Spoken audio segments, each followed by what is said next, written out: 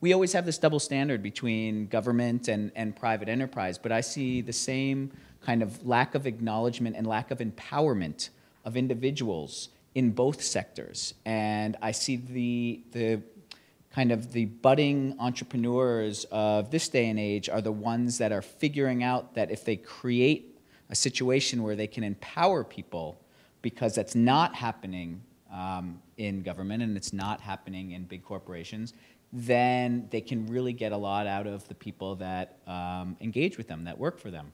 And you know, it's funny because to me, empowering is just, as we were talking about before, it's just about, you know, reminding people that what they do makes a difference. And I would feel like that's an easy sell when it comes to working in government.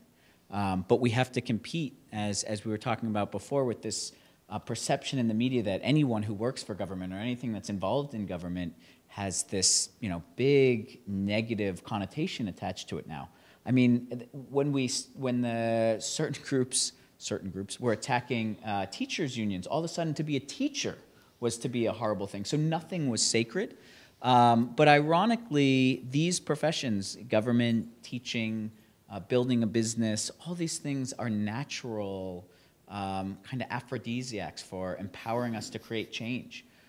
We just got to get over the kind of just the hate-filled language that's associated with it at a higher media level. But it's not there if you're looking at Twitter and if you're looking at Facebook outside of kind of the mainstream. I see it all the time. I see the people really expressing their desire to create change, and they're just figuring it out through different ways. So they're not working for local government anymore. They're working for, like I was telling you, like organizations like EOB, so local community organizations that are sprouting up. Or they're creating kind of microfinance groups within the United States, not even outside the United States.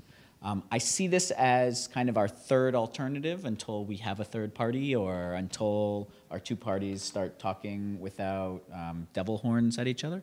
But maybe that's just how I choose to view all the negativity and frustration, and say that it's going to it can't stop people from wanting to create change. And it definitely doesn't at a university level, so it's just popping up in different places. And we just have to have the eyes to figure out where those places are.